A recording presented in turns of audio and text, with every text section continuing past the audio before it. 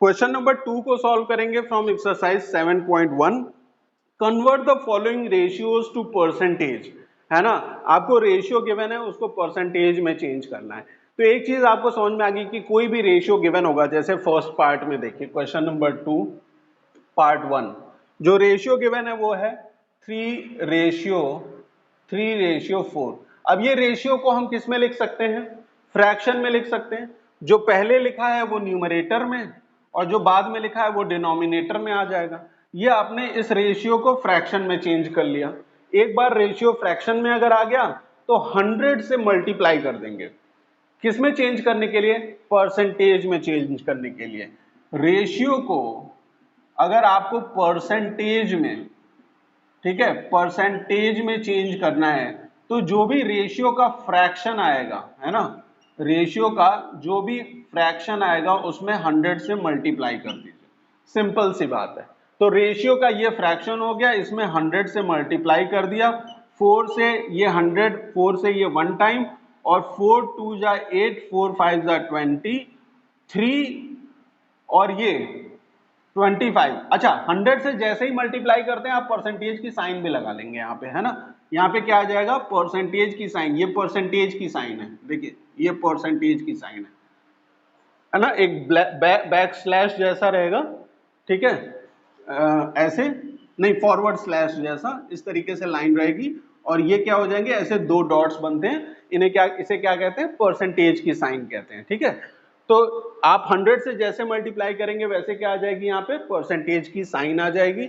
अब ये क्या हो गया? देखिए 3 into 5 25%, 3 into 25 इज 5 3 जा 15 और 3 2 जा 6 1 7, 75% हो गया, ठीक है। बात समझ में आई? रेशियो को फ्रैक्शन में कैसे, रेशियो को पहले फ्रैक्शन में चेंज करेंगे और फिर परसेंटेज में, है ना।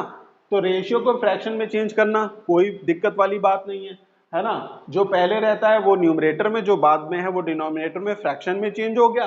100 से मल्टीप्लाई करके परसेंटेज की साइन लगा देंगे।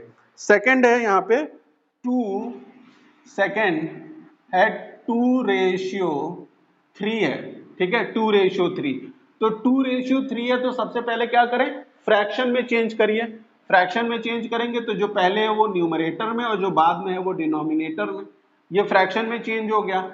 इनटू 100 करेंगे, 100 से मल्टीप्लाई करेंगे परसेंटेज की साइन लगाने के लिए, तो ये परसेंटेज यहाँ आ जाएगा, है ना।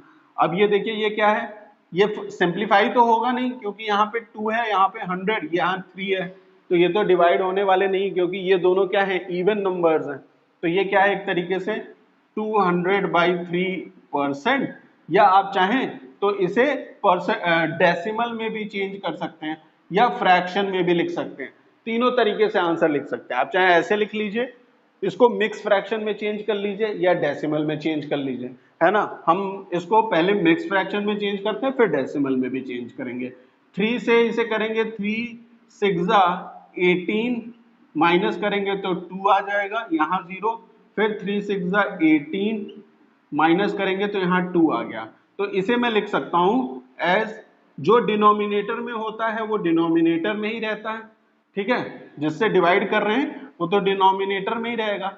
जितने टाइम्स डिवाइड हुआ है ना, जितने टाइम्स, वो यहाँ आगे आ जाता है एज अ होल, और जो बचा है रिमाइंडर वो यहाँ आ जाता है। ये हो गया आपका मिक्स फ्रैक्शन में आंसर, ठीक है। इसी को अगर डेसिमल में चेंज करेंगे तो यहाँ पे डेसिमल आ जाएगा, यहाँ 0, फिर 6 टाइम 18, माइनस करेंगे तो 0, तो ये हो जाएगा कितना?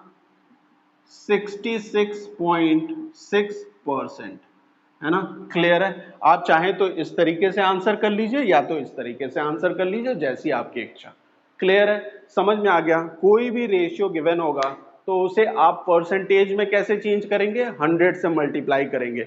जब भी आप 100 से मल्टीप्लाई करें, परसेंटेज की साइन लगाना नहीं भूलेंगे, ठीक है। 100 से मल्टीप्लाई करते ही आपको क्या लगाना है? परसेंटेज की साइन। फर्दर आपको सिंप्लीफाई कर लेना है। अगर इस तरह का इम्प्रॉपर फ्रैक्शन है तो उसे मिक्स फ्रैक्शन में चेंज कर लीजिए या तो डेसिमल में चेंज कर लीजिए, ठीक है। फ्रैक्शन भी है तो भी उसे आप डेसिमल में चेंज कर सकते हैं, ठीक है। मतलब प्रॉपर फ्रैक्शन है तो उसे भी डेसिमल में चेंज कर सकते हैं। क्लियर है? समझ में आ गया? मिलते हैं नेक्स्ट क्लास में। Thank you for watching.